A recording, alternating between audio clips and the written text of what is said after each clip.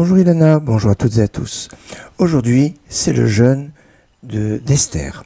Normalement, le jeûne d'Esther tombe le 13 Adar, la veille de Pourim.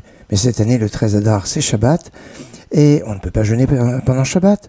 On ne peut pas instituer a priori un jeûne la veille de Shabbat, parce que, comme le jour de jeûne, on fait beaucoup de prières, on est très concentré sur la prière et que on doit avoir les préparatifs de Shabbat, et cela ferait un conflit entre le temps qu'on passerait à la prière et le temps pour les préparatifs du Shabbat.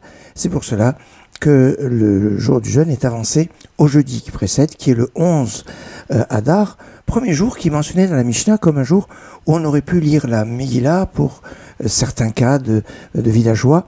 Toujours est-il que c'est aujourd'hui donc un jour de jeûne où sont dispensées évidemment les personnes qui sont malades, les personnes qui sont trop âgées, les personnes enceintes ou qui allaitent, même Khatan et une Kala, qui sont pendant les 7 jours qui suivent la Choupa, sont dispensés de ce jeûne, parce que on considère que pour les autres jeunes, ils ont l'obligation, parce qu'il y a marqué Imlo Alet Yerushalayim al Rosh Simchati, si je ne t'élève pas Jérusalem au sommet de mes joies. Donc le sommet des joies, il y a quand même le souvenir du deuil de Jérusalem. Or, le jeûne d'Esther n'est pas un jeûne de deuil. Donc c'est pour cela que il n'est pas pratiqué donc par une personne qui est dans la semaine de son mariage. De la même façon, quand il y a une Brit Mila, le papa, le Moël et le Sandak, celui qui porte le bébé, sont dispensés du jeûne. Ce jour de jeûne est un jour particulièrement propice pour la prière.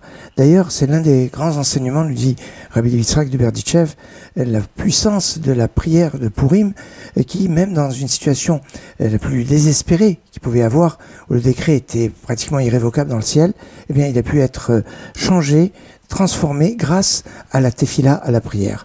Et la prière a une grande place dans le jour de Pourim, mais aussi et surtout, je dirais, le jour du jeûne d'Esther, autrement dit aujourd'hui. Idéalement, eh bien, on va faire le psaume 22. C'est le psaume de Pourim, c'est le psaume du jeûne d'Esther aussi, le psaume 22, où il y a de nombreuses allusions à ce qui s'est passé pour Esther quand elle va rentrer devant Assuérus, à Charlotte Hadat, alors qu'elle n'avait pas été appelée, et qu'elle va se sentir abandonnée. Elle va dire Eli, Eli, lama azaftani, mon Dieu, pourquoi m'as-tu abandonné? Début d'une chanson yiddish bien connue, et qui est le début du psaume 22, et on retrouve de nombreux points. Alors, on va lire ce psaume par le mérite de Mordechai et Esther.